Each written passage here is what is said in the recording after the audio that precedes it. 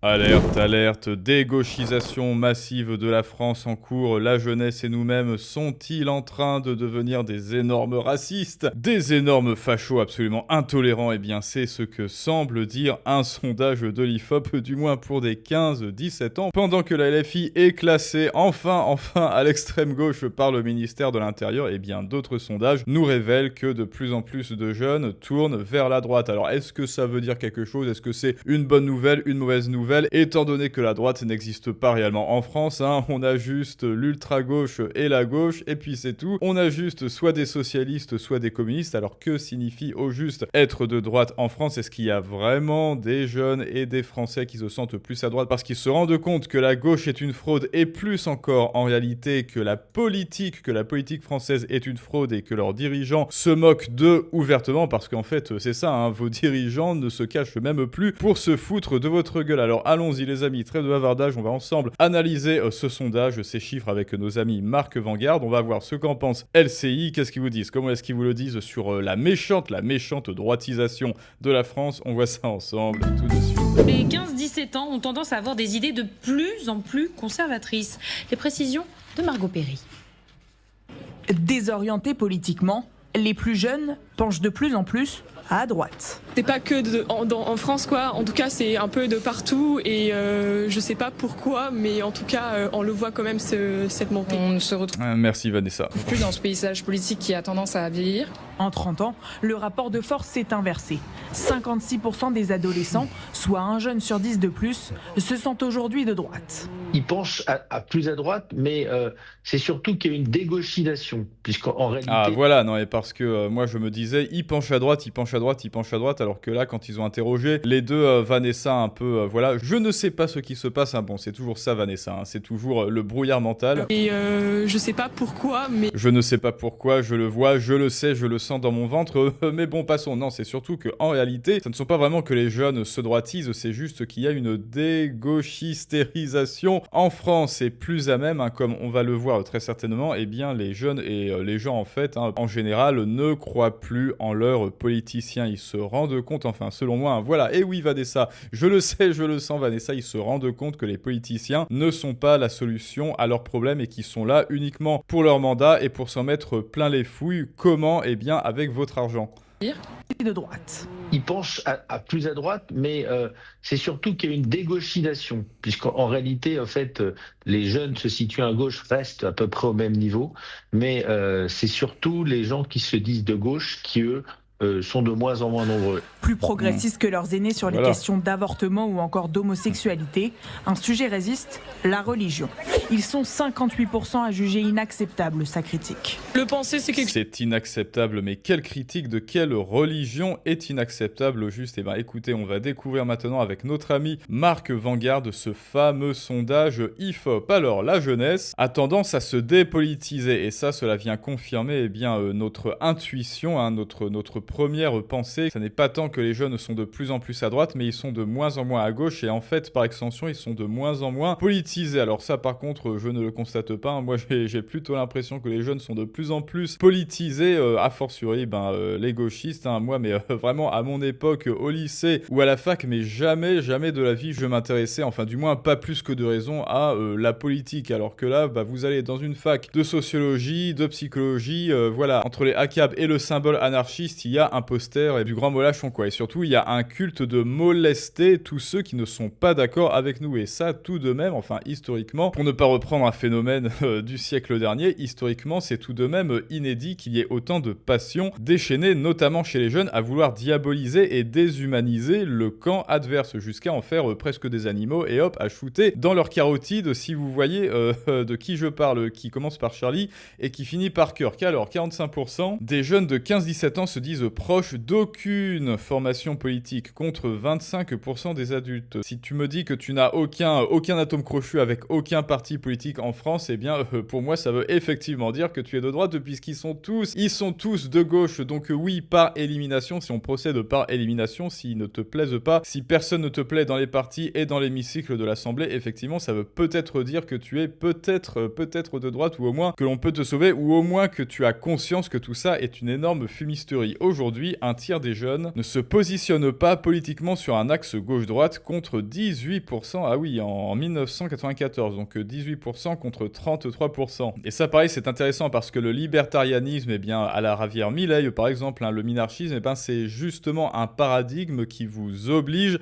à vous décentrer de l'axe complètement manichéen, complètement blanc-noir, là, de droite-gauche, LFI ou alors RN, je sais pas quoi, qui sont tous, eh ben, d'énormes gauchistes, mais surtout, cela impose un paradigme où il y a les gentils chevaliers de Jedi et les méchants senior Sith. Eh ben, le libertarianisme et ou le minarchisme, par exemple, présenté par Javier Milei, ça vous oblige à sortir de votre boîte et à vous dire que, bah oui, eh bien, devant tout ce parterre, devant toute cette présentation, cette effusion de passion, qui est en fait un instrument de manipulation du gouvernement pour vous faire oublier, pour vous détourner votre attention des vraies choses, des choses qui comptent réellement, comme par exemple, eh ben, l'économie, quoi, le fait que l'on vous prenne 70% du fruit de votre travail et qu'il y a des gabegies et qu'il y a des détournements de fonds et que non, tout cet argent que vous donnez à l'État ne vous est pas rendu avec des services de qualité, eh bien cela vous oblige à vous questionner quand vous sortez de cette boîte-là. Et là, vous vous rendez compte que RN, LFI, gauche-droite, etc., c'est juste un outil de propagande et un outil de diversion. Pour faire diversion sur vous, oui, même si on vous dit que, alors je sais plus, que Javier Milei est d'extrême droite. Non, justement, Javier Milei se positionne. Alors évidemment, il n'aime pas la gauche, mais parce qu'il n'aime pas ce paradigme des passions déchaînées gauche-droite et certainement pas les gauches hystériques qui veulent vous faire revenir à un état soviétique, même si en France, eh ben, c'est déjà advenu. Non, Javier Milei n'est pas d'extrême droite, il est hors de ce paradigme-là. Paradigme qui ne sert qu'à manipuler vos désirs, vos espoirs, votre espérance et vos passions et toutes les belles paroles que vous vendent les politiques. Tout ça pourquoi? Eh ben, pour être élu et pour pouvoir faire une carrière sur votre dos. Ce que propose Javier Milei, entre autres bien sûr, puisque maintenant en Amérique du Sud, ça semble être la mode et c'est tant mieux. Eh bien, Javier Milei et d'autres vous proposent une autre solution, c'est-à-dire une solution eh bien, qui repose sur du concret, qui repose sur le fait de baisser les dépenses et de partir du fait que non, ces politiciens qui veulent faire du beurre sur votre dos, il faut élaguer leur pouvoir et remettre l'église au milieu du village et que l'État n'a certainement pas à s'enrichir sur votre dos, à s'enrichir sur vos impôts et doit seulement regarder en termes de services eh bien, ceux qui le regardent, c'est-à-dire justice, armée et point barre. Ensuite, il y a une certaine droitisation de la jeunesse, en tout cas de celle qui exprime encore une orientation politique. 46% des jeunes de droite en 94 et 56% aujourd'hui. Oui, sauf que la droite en 94, ce n'est pas la même droite qu'aujourd'hui, ni même la gauche. Quand on regarde la gauche de 94, ça n'a rien à voir avec la gauche pour qui votent des étudiants, voilà, de nos amis LFI qui ne trouvent rien de mieux à faire que de voler la bonnette des journalistes de Frontières et hop, de présenter fièrement et de l'arborer fièrement en photo. Regardez notre trophée, haha, regardez comme on est intelligent à faire ça, mais on a le droit de faire ça parce que ce sont de méchants fachos. Et bien ça, ce genre de paradigme complètement et animal et ridicule et immature, enfin après comme disait Raphaël Enthoven, la LFI c'est surtout un parti pour les adolescents parce que c'est un parti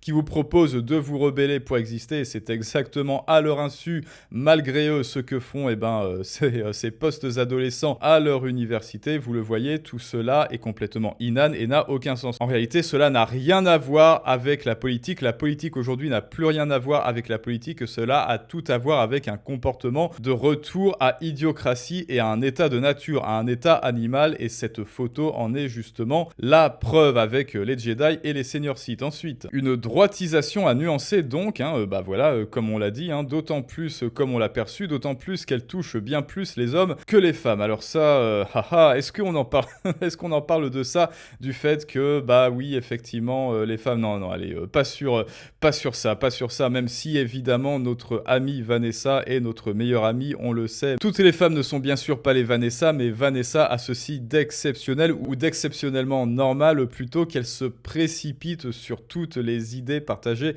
par le plus grand nombre et qu'on la reconnaît à sa propension d'adhérer à toutes les idées pour peu qu'elles soient partagées par ses amis et par le plus grand nombre de personnes. Et c'est à ça qu'on la reconnaît et c'est pour cela, peut-être qu'il y a plus de femmes qui votent à gauche. Pourquoi ? Par volonté de validation sociale, par volonté de ne pas prendre de risques, parce que Vanessa voit le fait de voter à droite comme un risque de mort sociale. Donc il en va de sa survie. Elle voit cela, voter à gauche, comme un instinct de survie. Si je vote à gauche, alors je serai validé par le clan, je serai validé par la communauté et on m'octroiera des avantages en nature au sein de la communauté, et ouf, et plus je traite les autres de fachos, et plus je serai validé, et mieux c'est. Mais passons. Et puis notre jeunesse a beau se droitiser, le spectre politique et les valeurs associées évoluent aussi. Voilà, c'est ce qu'on a dit. 94, ça n'a rien à voir avec 2026 en termes de politique et de perception de ce que serait la politique et surtout le pouvoir que vous avez, alors que 41% des jeunes se disent prêts à mourir pour la France en 84. Ce taux n'est plus que de 23%. Bah oui, mais à votre avis, pourquoi est-ce que maintenant seulement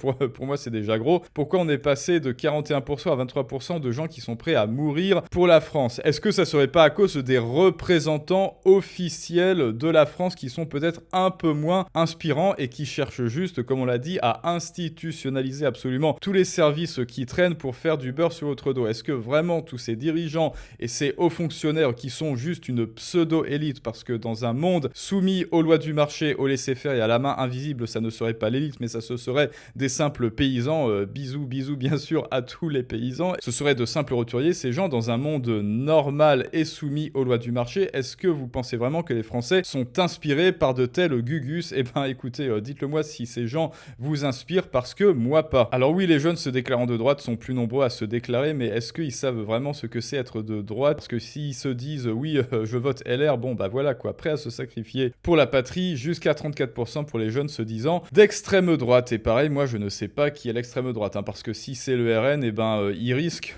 ces gens un peu naïfs, ces étudiants un peu naïfs, risquent de tomber de très haut. Les jeunes ont tendance à se replier sur la sphère du privé. Ils accordent une importance nettement plus forte à la famille, l'argent et la sexualité. Bah écoutez, pourquoi pas, au contraire, les jeunes accordent moins d'importance au progrès scientifique et au travail. Bah peut-être justement pareil, parce que le travail ne paie plus en France, parce que le travail n'est plus stimulant en France, parce qu'ils se rendent compte que le travail salarié, dans sa très grande majorité, c'est juste une fraude faite pour vous prendre votre argent à vous et à celui de votre patron de toute façon. Et là encore, il n'y a que de l'État derrière. Donc évidemment que les jeunes sont moins motivés à aller au travail le matin, parce qu'ils savent très bien qu'à la fin du mois, on ne leur rendra pas cet effort fourni. Avec tout ça, les jeunes sont plus optimistes pour leur avenir personnel que pour l'ensemble du pays du monde. Et c'est sur cette bonne note que nous allons nous quitter, parce que apparemment et contre-intuitivement, 87% des jeunes se disaient inquiets en 94 contre 66% aujourd'hui. Et donc ça, c'est une bonne nouvelle. Et dites-moi si vous, écoutez, vous êtes optimiste pour l'avenir. Donc moi, je ne sais pas si vraiment la France se droitise réellement. En tout cas, elle prend conscience qu'on la lui met dans le baba, si vous voyez ce que je veux dire, que ceux qui la dirigent sont d'énormes fraudeurs à l'échelle étatique. Et donc cela amène bien sûr une prise de conscience et une volonté de s'émanciper de cette gabegie étatique. Et maintenant, c'est à vous de me dire ce que vous en pensez, les amis. Et rappelez-vous que surtout, pour redevenir souverain, oui, 3 fois oui, l'argent, votre argent bien sûr, votre effort de guerre, c'est le nerf de la guerre tout justement. Et pour en devenir souverain et faire fructifier votre argent à son plein potentiel, que vous deveniez le seul gérant de celui-ci, il y a la première marche, Outsider financier, en description et en commentaire, la masterclass comme d'habitude. Et je vous dis à tous à très bientôt pour un prochain storytelling du monde moderne. Et ça, c'est une autre histoire.